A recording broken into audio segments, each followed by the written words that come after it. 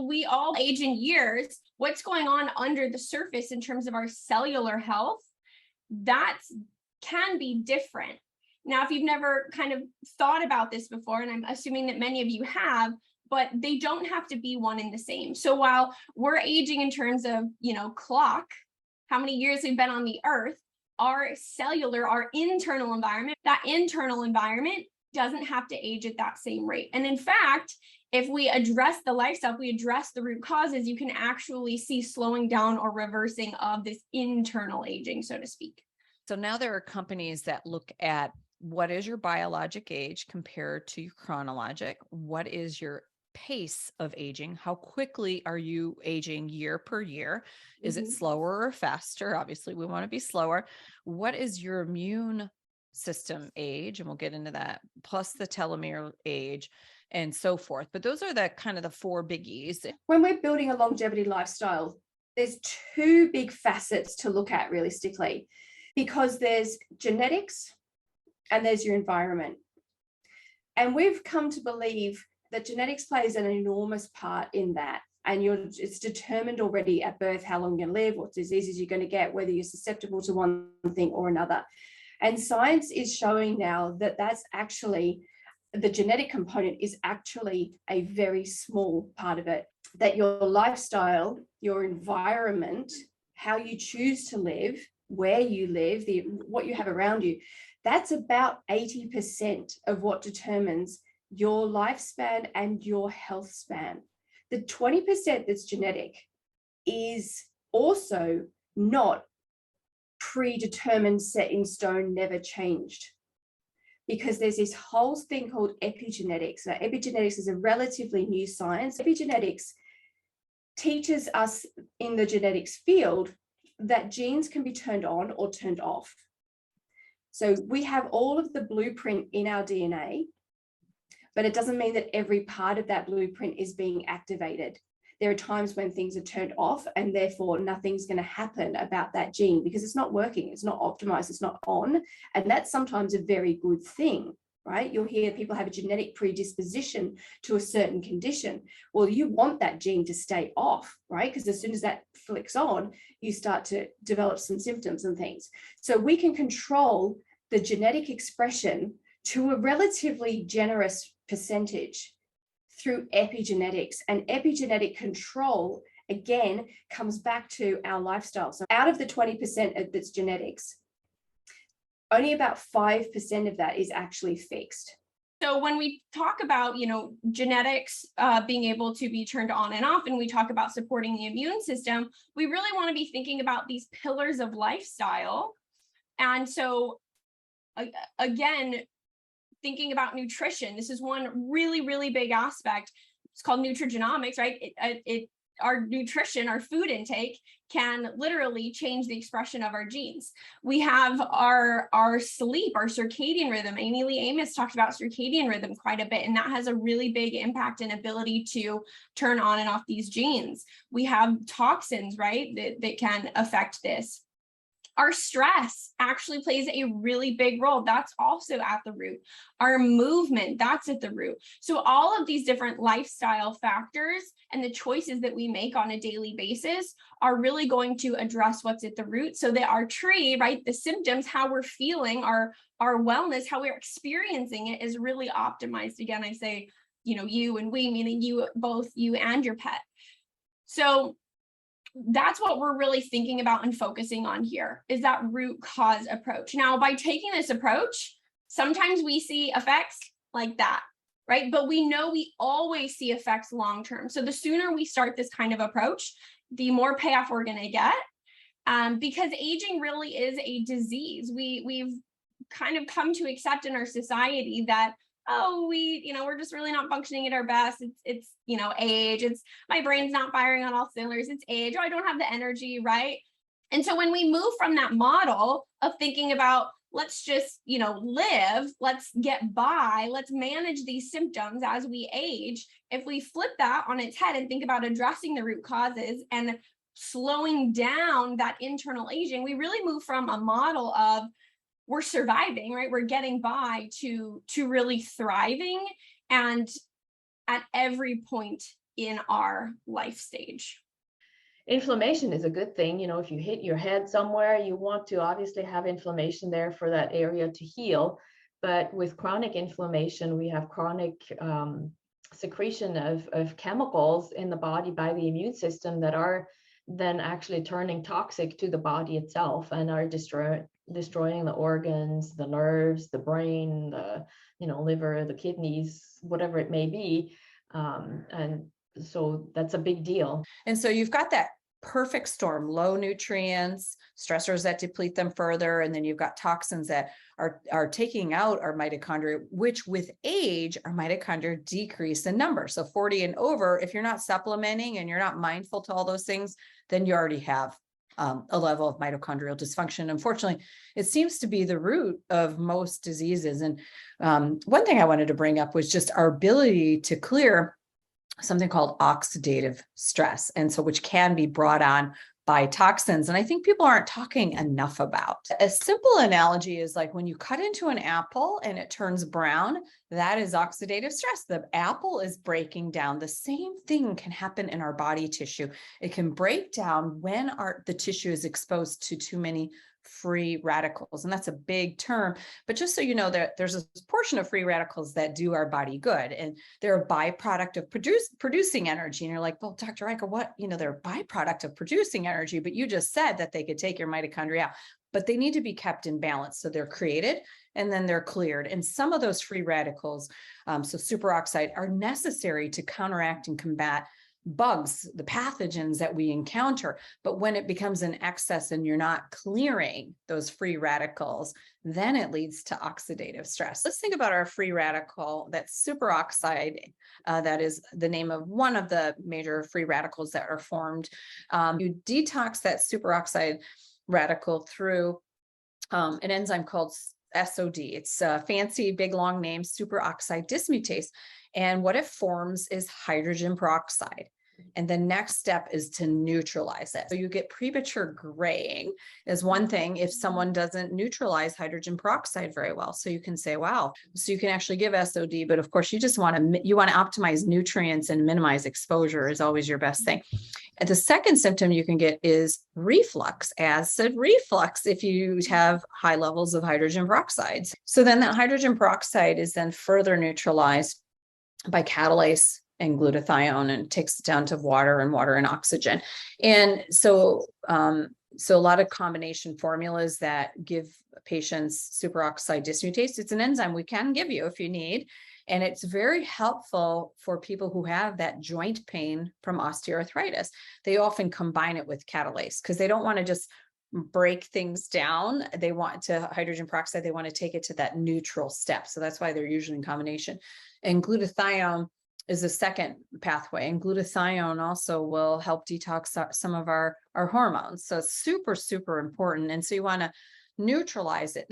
The big anti-aging buzz is telomeres. So if the telomeres are like the little caps, like shoelaces on the end of the DNA, and they protect the DNA from unraveling or from replicating poorly. So the longer the telomeres, the more replications you can get out of a DNA strand, and the more healthy that strand is. So a lot of the buzz in anti-aging now is telomere lengthening or telomere protection. So cranberry, deer antler, thymus, a lot of those things protect the telomeres. So what we want to be doing with our pets is taking them as far away from the ultra processed as we can and moving them as close as we can over to the foraged, completely natural and flash processed side of the equation. That would be tailored according to their species. Diet for a cat and a dog is very similar. They're both carnivores and they both want to have the vast majority of their dinner plate as meat-based or animal-based products. Okay. Balance over time is one of your most important principles with animal nutrition, because there's not a single day ever in any animal's life when they get the perfect mix of every nutrient, every supplement, every polyphenol, the right amount of protein versus fat, right? It just does not happen. Dogs, I'm saying with dogs, these are my top 10 instantly fabulous longevity boosting medicinal foods. Okay. Turmeric, broccoli sprouts, sardines, krill oil, eggs, bone broth, MTC and coconut oil, which is sort of the same thing, goat's milk kefir, spirulina, strawberries, carrots, banana, cats, sardines, krill oil, eggs, green tea, goat's milk kefir, or aged blue cheese, but only in very small doses. Chicken necks, nutritional yeast, fucoidin, which is seaweed, so it comes like kelp or nori or bladderwrack, so your sushi type of stuff, the organ meats, and again, the broccoli sprouts. If you don't change the diet, I just can tell you right up front, I've never seen a case reverse itself and help much if you don't switch the diet, because with the kibble, we just keep feeding the cancer cells, and so there is no supplements, nothing, even chemo, all those things. Yes, they will kill cancer cells, but it kills everything else at the same time. So you think, it's helping a little bit, but that even further kills the immune system. So on the human side, for the in, we really want to focus on adding foods in, specifically plant foods. Plant foods are longevity foods. They are so rich in fiber and micronutrients and phytochemicals and all of these incredible compounds. So add foods in. We want these to be colorful foods. So we want to try to get every color of the rainbow every day, if possible. We want to think about lots of variety and diversity as well. Aim to get 30 different plants a week. Please don't skip meals. Actually having regularly timed meals throughout the day helps support your digestion, and it helps to ensure that you're actually going to get enough nutrients. Because let's think about it. If you only eat one meal a day, how much vitamins and minerals and fiber and all of that goodness is your body really getting? Processed meats, so whether that's the deli meats, sausage, ham, are very, very toxic to the body in many different ways. So as much as possible, reduce intake of those processed meats. Along those same lines, other types of food stuff, packaged processed foods. Not everything in a package is bad. Just be mindful of how much food am I taking in that's processed, and the optimize. Omega-3 fatty acids. Omega-3 fatty acids are incredibly health and longevity promoting.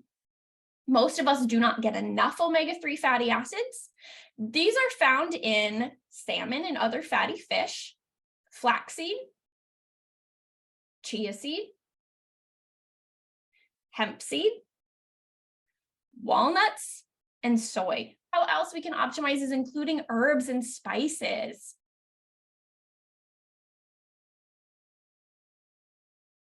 Right, so we've got to think about our gut microbiome, which is helping us to absorb and assimilate our food. It's also where a lot of our hormones and neurotransmitters are made. It's also where we get the gut-brain axis thing going on that's controlling a lot of the mental health stuff. And it's also where 70 to 80% of our immune system is. So, I mean, you can't not get, youthful and healing fast and all those things without dealing with the microbiome.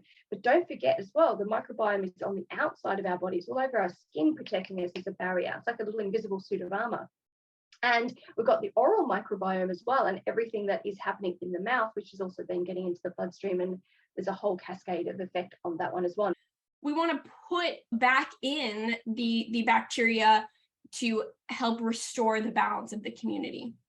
You hear a lot about probiotics, but we actually, and I think we talked about this before, probiotics in and of themselves can be very helpful if used therapeutically. There are so many different strains and different types of bacteria, and simply taking one doesn't necessarily, that's not really going to address the problem. The research looks at specific strains for specific purposes. And so you want to make sure that if you're putting back in a probiotic, you don't necessarily just want to throw a random thing at it. You want to have a more specific use. So I would say if you're thinking if probiotics might be a good fit for you, make sure you're taking the one that is right for what's going on in your gut. But a really great way that you can re-inoculate is just by eating fermented foods. The fermentation process, that is the bacteria eating the sugar. So we have the bacteria in these fermented foods. When we eat them, the probiotics, they eat the fiber from the plants we eat, the prebiotics, and then they produce what's called postbiotics, which is really helpful for the gut. So this whole process helps to re-inoculate the gut. So eating fermented foods, eating lots of plants is really a starting place for re-inoculating.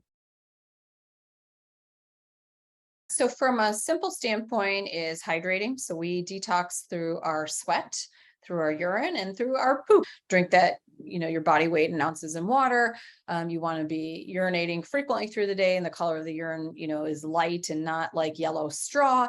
And then one good solid snake a day as far as bowel movements, at least every day. So if you're not going daily, then you're not detoxing. Ozone is a wonderful modality, is a pro-oxidant, and one of its greatest functions is to help to stimulate the production of reactive oxygen species, which will then stimulate the body to produce glutathione. Now, there was a lot of other steps that happened in there, but this is the mini version. So basically what you're doing is you're helping the body to turn on all these anti-inflammatory pathways. So it turns on something called the NRF2 pathway. And that NRF2 pathway is in charge of hundreds of anti-inflammatory functions. So you're hyperoxygenating the body, you're turning on all these anti-inflammatory pathways, you're helping to improve redox signaling, because ozone is another redox signaling product that is actually produced in our mitochondria. Because of some of the things that release, people will often get a sense of well-being after an ozone treatment. So we like it a lot. It has some anti-cancer properties, possibly because of the biofilm busting activity that it has. It's also kind of a hormetic. We talked about hormesis with those stressors. It has hormetic effects in the body as well.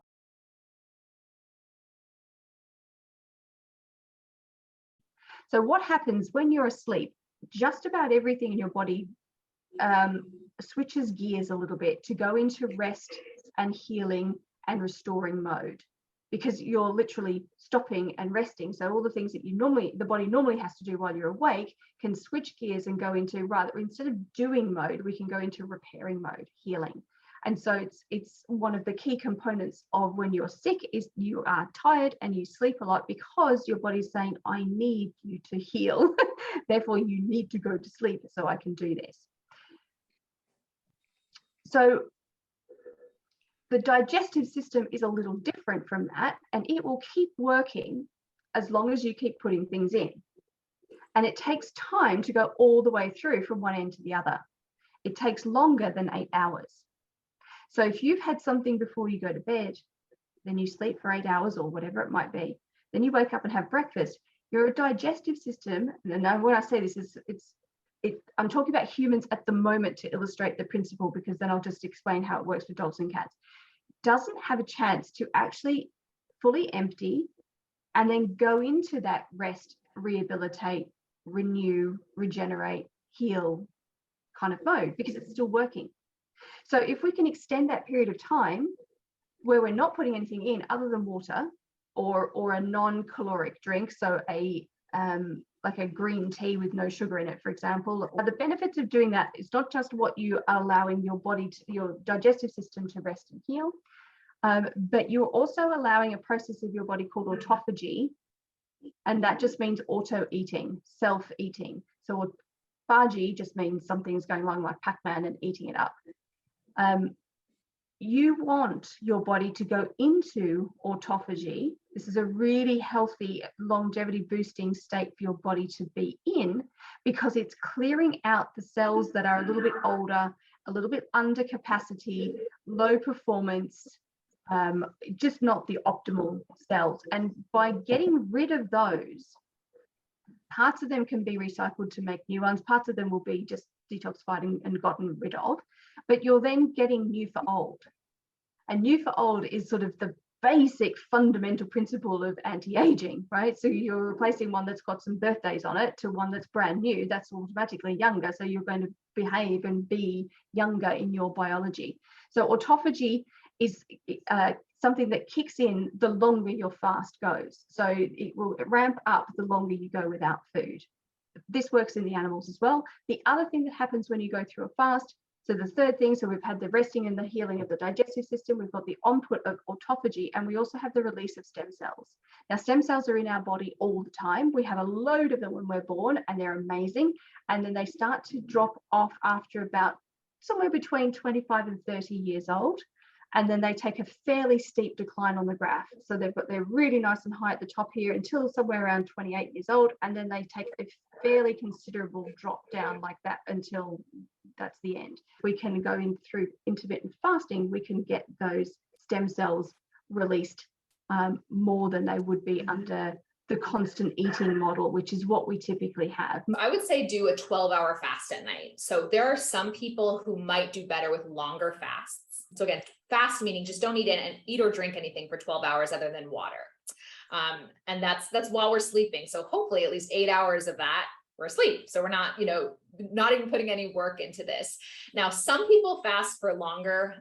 There are also some reasons why a slightly extended fast might be advantageous. But when we look again at the research and we look at the safety and the best outcomes, the best and safest outcomes appear to be in this 12-hour range in terms of longevity. I also recommend as part of that 12 hours that the first 3 of the 12 are before you go to sleep. So making sure we're not like eating and going right to sleep. It also appears from the research that we don't want to skip breakfast. So the first meal of the day is quite important. And I think part of that is likely because of what we were talking about. We know that our insulin levels are primed and are ready to go. We're ready to get that first meal. Sleep is really foundational when we're talking about longevity. It's actually the impacts of sleep extend far beyond and into chronic disease, into even literally lifespan and health span. So this is why it's such a foundational aspect and one of these key pillars of longevity.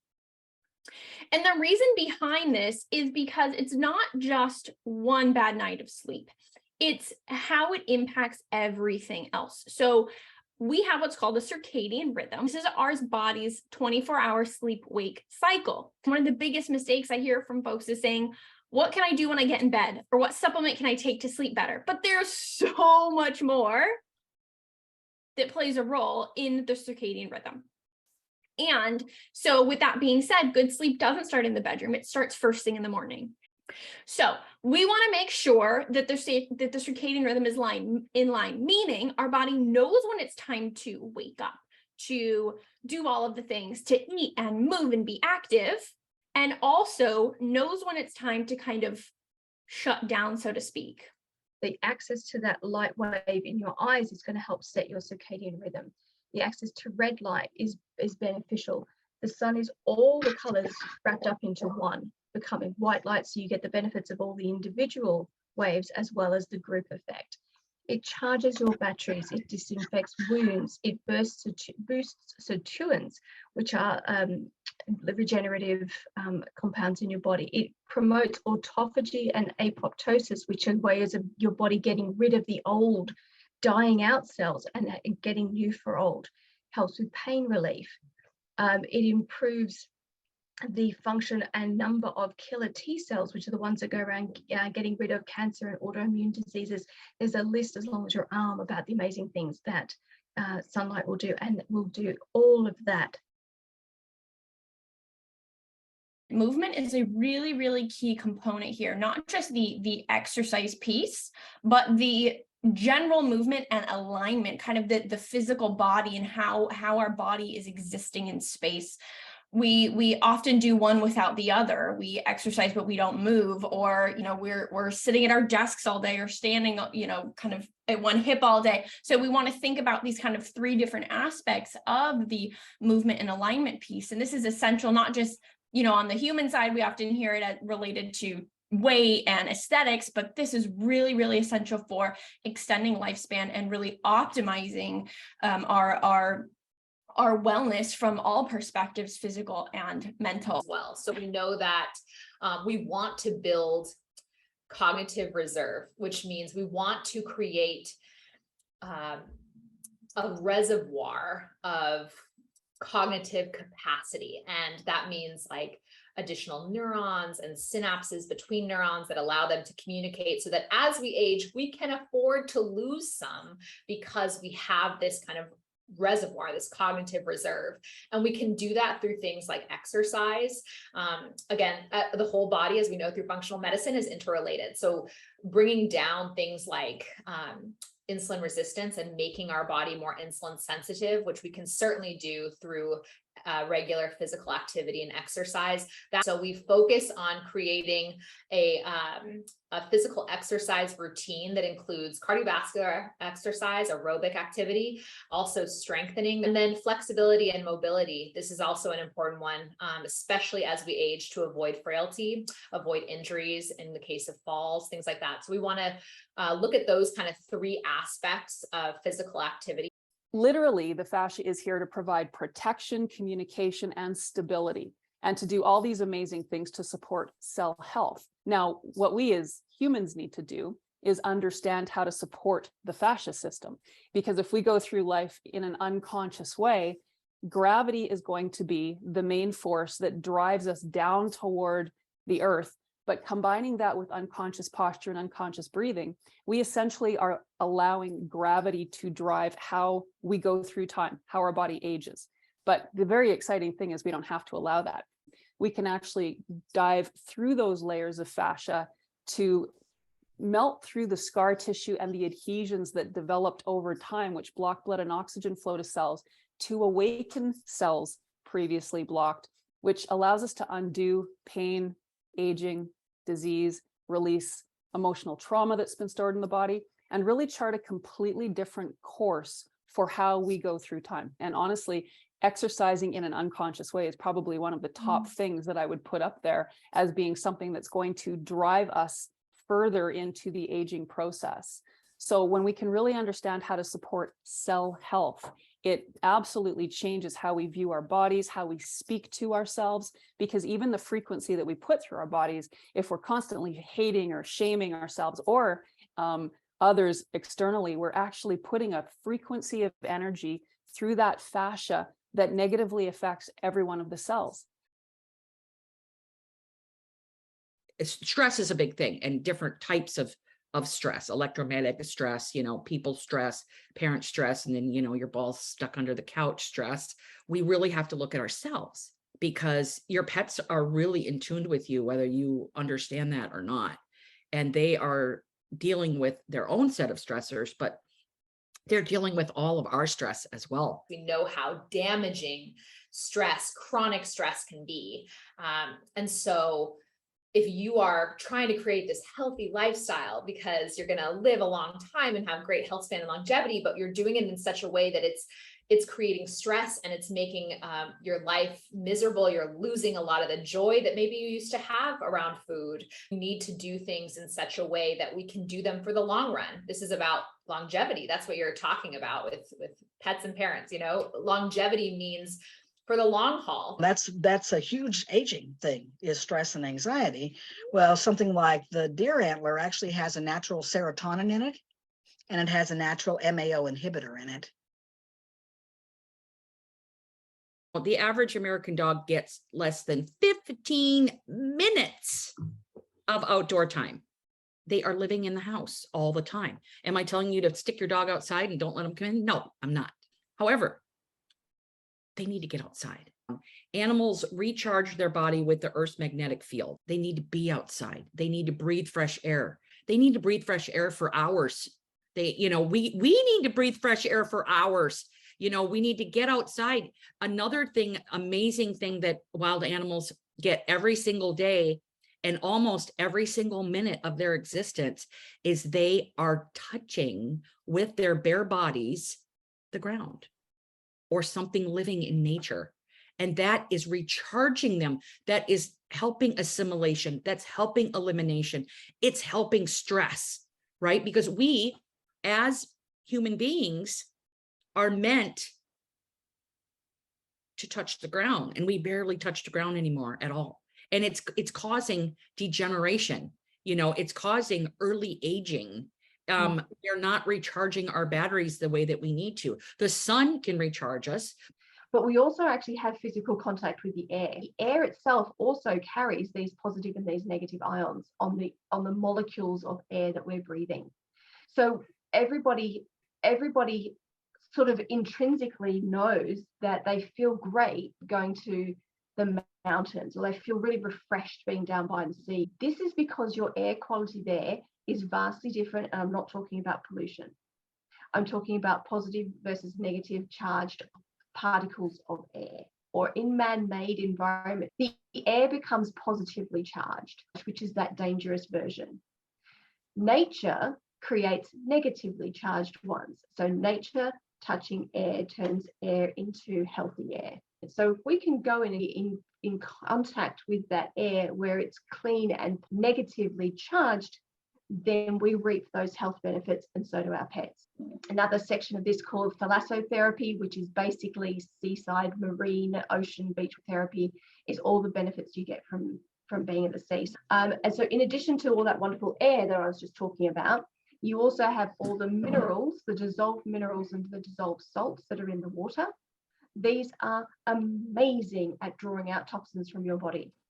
Salt, if salt is drawing, you know, if you put salt on something, the moisture will leave whatever that thing is and be pulled into the salt. Well, salts are drawing, and the salts in the sea are so complex. When you're submerged in the sea, when your dog or cat is submerged in the sea, nasty things are being pulled out of their body by those salts. And at the same time, you're getting antiseptic cleaning. The salt and the sand that's scraping away on your skin, that's polishing, that's taking off all the dead skin cells, that's revealing fresh new cells underneath, that's encouraging that cycle to work beautifully. But then there's the clays and the muds and the silts and things, and everyone's heard of Dead Sea mineral mud. It's pulling out those toxins and it's putting in the minerals.